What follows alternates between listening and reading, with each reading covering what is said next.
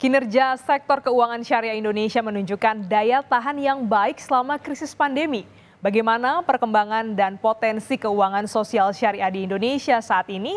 Dan kami sudah bersama dengan Muhammad Nuh, Ketua Badan Wakaf Indonesia. Selamat pagi Pak Nuh. Selamat pagi Mbak Glenis. Iya, Ya. ini kabar baik. Bagaimana ada potensi keuangan sosial syariah di Indonesia. Sebenarnya boleh dijelaskan Pak, bagaimana perkembangan dan juga potensinya, khususnya potensi wakaf produktif? Jadi yang pertama tentu alhamdulillah memang salah satu kekhasan bangsa Indonesia itu kalau kita lihat dari World Giving Index itu sangatlah tinggi. Jadi masyarakat kita itu gemar untuk berbagi, gemar untuk memberi, demikian dan seterusnya. Termasuk dalam konteks keuangan syariah yang berbasis sosial, seperti wakaf, infak, sedekah, dan zakat. Oke, itu kalau kita berbicara tentang potensinya, sungguh sangat luar biasa. Karena jumlah dari penduduk kita sendiri yang muslim sangatlah besar. Yang kedua, dari sisi tingkat kemampuan untuk hidup pun juga sudah semakin tinggi, GDP per kapita kita pun juga semakin baik. Oleh karena itu ditambah dengan satu lagi, banyaknya contoh-contoh real dari proyek-proyek yang berbasis sosial yang sangat positif, sehingga sangat menarik orang untuk berbagi, untuk berdonasi, untuk berwakaf. Oleh karena itu saya kira kalau kita bicara potensi, sangatlah sangat besar, angka tidak terlalu penting, tetapi yang jauh lebih penting adalah gimana caranya mengkonversi, mentransform potensi tadi itu menjadi kekuatan real. Itu tema besar kita. Kita sudah diskusi panjang tentang potensi, iya memang betul, tetapi persoalan yang mendasar adalah mentransformasi potensi tadi itu menjadi potensi, bukan lagi potensi, tapi menjadi kekuatan real. Inilah kita bersama-sama dengan BI, ini ada Pak Arief Hartawan, juga nanti akan mendiskusikan cara kita untuk mentransform itu semua. Ujung-ujungnya kita ingin betul menjadi bagian dari penopang ekonomi bangsa ini. Karena kita tidak hanya mengandalkan dari APBN, tetapi kekuatan masyarakat madani menjadi sangatlah penting. Saya kira itu Mbak Glenn. Baik, Pak Nuh. Nanti kita juga akan menantikan Pak Arief Hartawan, Direktur Eksekutif Departemen Ekonomi dan Keuangan Syariah Bank Indonesia, yang telah bergabung dalam sambungan Zoom. Selamat pagi Pak Arief. Selamat pagi Ibu. Iya, ini tadi Pak Nuh. Selamat pagi Pak Arief. Ya, tadi disampaikan oleh Pak Nuh bahwa kita memiliki potensi besar dalam ekonomi syariah sosial ya, ekonomi sosial syariah. Nah, kalau bagaimana BI memandang peran ekonomi syariah khususnya dalam menjaga stabilitas dan juga pemulihan ekonomi, Pak Arief? Masya Allah, terima kasih. Sebenarnya ekonomi syariah ini luar biasa gitu ya, karena secara Islami rahmatan lil alamin ya Prof, itu memberikan gambaran bahwa kalau kita mengerjakan pengembangan ekonomi keuangan syariah maka tentunya sudah sustainable gitu ya, berkelanjutan dan juga akan merata kepada semuanya, karena rahmatan lil alamin Islam itu bahwa tidak hanya untuk orang Islam tapi kepada seluruh makhluk hidup yang ada di dunia ini. Jadi begitu Mbak, kami melihatnya bahwa apa yang kita lakukan di ekonomi keuangan syariah itu selalu sifatnya inklusif dan akan berkesinambungan hingga akhir hayat nanti gitu. Di situ Mbak. Ya, nah ini kan sudah berjalan kurang lebih selama 10 tahun ya Pak, konsisten untuk menyelenggarakan ISEF. Nah, apa saja milestone pentingnya? Ya, alhamdulillah ini tidak terasa sudah 10 tahun, dimulai awal tahun 2014 di Surabaya, Jawa Timur, kemudian berkembang.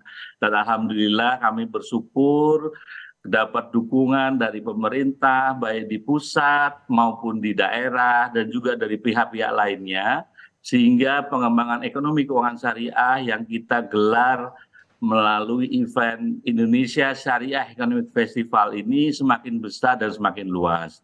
Tahun ini tahun ke-10, Dan alhamdulillah makin banyak yang bergabung ya menjadikan satu, dan ini suatu opportunity yang sangat besar karena ISEF ini bukan hanya forum nasional tetapi juga internasional, karena pada forum ini kami menghadirkan juga berbagai forum internasional seperti AFSB, ILM, ESDB dan sebagainya.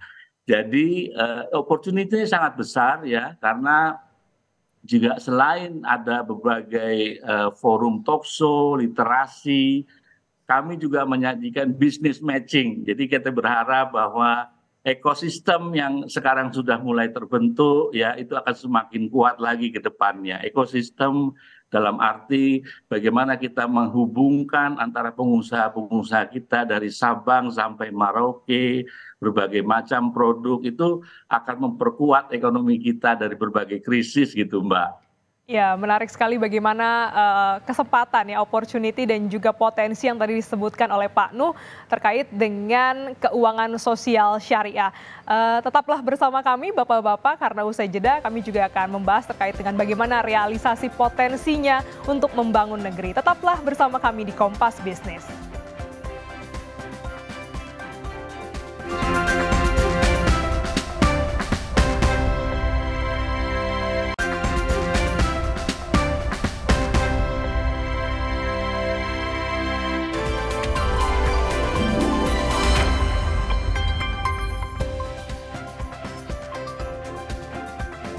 Terima kasih telah bersama kami di Kompas Bisnis. Kita lanjutkan kembali dialog kita terkait dengan perkembangan dan juga tantangan sektor keuangan sosial syariah di Indonesia. Saya ingin tanyakan kepada Pak Arief begitu ya Pak, dari Bank Indonesia sebagai dari sisi regulator, apa saja urgensi pengembangan sektor keuangan sosial syariah di Indonesia? Apa saja tantangannya? Terima kasih. Ya, kita bisa lihat dari berbagai sisi ya. Selama ini kami melihat apa yang sudah dilakukan Pak Nuh ya, juga dengan Basnas dan berbagai organisasi yang ada itu sudah luar biasa, dan tapi barangkali masih ada ruang-ruang untuk bisa kita terus improve ya Pak Nuh ya. Dari sisi mungkin bagaimana pengelolanya, jadi SDM-nya ya, itu kita kalau di wakaf itu kita sebut nazir ya. Kalau di luar negeri itu sudah seperti manajer investasi ya, jadi kemampuannya betul-betul bisa mengelola dengan baik. Sehingga ya ini yang mungkin sama-sama menjadi PR, bagaimana kita bisa meningkatkan kompetensi profesionalisme dari nazirnya. Jadi mengelola wakaf ini tidak berkurang, bahkan terus bertambah dan tumbuh gitu ya investasinya. Itu penting Ibu. Dan kemudian juga dari sisi fundraising-nya ya, jadi nanti dari sisi bagaimana mengkolek wakaf-wakaf yang retail. Nah ini yang menarik sekali sekarang ini, tidak mungkin arahnya tidak lagi mengharapkan investor gitu ya yang mau mewakafkan dananya dalam jumlah yang besar, tapi mungkin sedikit-sedikit setiap hari. Misalnya 2.000, 10.000 gitu ya. Bagaimana bisa menangkap peluang ini? Tentu nanti jawabannya adalah bagaimana kita bisa memanfaatkan digitalisasi ya, dimana itu bisa menjangkau semua lapisan masyarakat yang sehari-hari sudah lebih familiar membawa HP daripada membawa dompet sekarang ini. Nah itu Bu, barangkali dua hal itulah yang dua hal untuk menjadi tantangan. Nah kalau bagaimana dari sisi Badan Wakaf, Pak Nuh, apa saja strategi yang sudah dilakukan? Terima kasih. Jadi ada strategi yang tidak akan pernah berhenti, yaitu sosialisasi untuk meningkatkan literasi. Bukan sekedar pemahaman tentang apa itu wakaf, tetapi sampai muncul yang namanya kesadaran. Jadi berbeda antara pemahaman dengan kesadaran. Sampai pada pelaksanaan orang itu untuk berwakaf. 3 fase itu. Jadi pemahaman tentang wakafnya iya harus kita, terutama di kampus-kampus.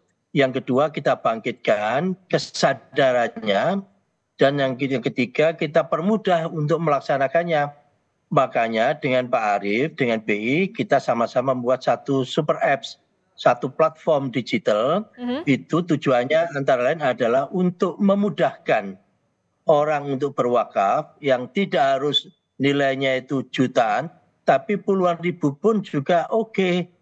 Karena kita ingin mengandalkan dari aspek retail yang populasinya yang sangat banyak itu. Sehingga dengan super app tadi itu di samping mudah untuk melakukan, tapi akuntabilitasnya pun juga bisa dipertanggungjawabkan. Baik. Pada ujungnya nanti akan muncul yang namanya public trust, kepercayaan publik untuk memberikan dana bagi wakaf itu. Mbak Glenn, yang membedakan antara wakaf dan sedekah itu atau zakat, kalau sedekah atau zakat itu begitu harta zakat atau harta sedekah kita terima langsung bisa dibagikan. Jadi bisa habis itu dan memang harus habis. Tetapi kalau wakaf itu prinsipnya tahan induknya bagi hasilnya. Jadi orka itu harta wakaf akan terus-menerus berkembang karena memang induknya tidak boleh dibagi-bagi, tapi harus diproduktifkan. Oleh itu tadi muncul ada yang namanya wakaf produktif. Dan wakaf itu memang harus produktif karena yang bisa dibagikan itu hasilnya, hasil produksinya itu. Oleh itu sekali lagi kami sangat berterima kasih kepada BI yang sekarang sedang merampungkan super apps satu wakaf Indonesia itu nanti insya Allah akan mempermudah, meningkatkan akuntabilitas serta sekaligus membangkitkan tingkat kepercayaan publik. Baik, Itu. menarik sekali Pak Nuh. Nah, bagaimana Pak Arief dari sisi Bank Indonesia peranannya dan juga harapannya ke depan secara singkat? Baik, Mbak Glenn. Jadi selain tadi melengkapi aplikasinya, juga memperbaiki sertifikasi para nazirnya dengan core zakat prinsipal, wakaf zakat core prinsipal. Jadi prinsip-prinsip tata kelola yang baik juga kita terapkan dengan sertifikasi dan seterusnya. Mudah-mudahan dengan begitu trust-nya makin tinggi ya Pak Nuh, dan masyarakat dengan ikhlas memberikan dananya wakafnya untuk pengembangan ekonomi yang produktif. Mungkin itu Mbak Glenn. Wah, luar biasa sekali. Baik, berarti memang potensinya ada, bagaimana juga pengembangannya, baik dari sumber daya manusianya dan juga pengelolaannya, public trust-nya untuk bisa mewakafkan apa yang bisa yang diinginkan begitu ya, dan juga bisa bermanfaat untuk membangun negeri. Terima kasih Pak Arief. Pak Arief Hartawan, Direktur Eksekutif Departemen Ekonomi dan Keuangan Syariah Bank Indonesia, dan juga Pak Muhammad Nuh, Ketua Badan Wakaf Indonesia telah bergabung dalam Kompas Bisnis. Sehat selalu Bapak-Bapak. Terima kasih Pak Arief, terima kasih Pak Glenn.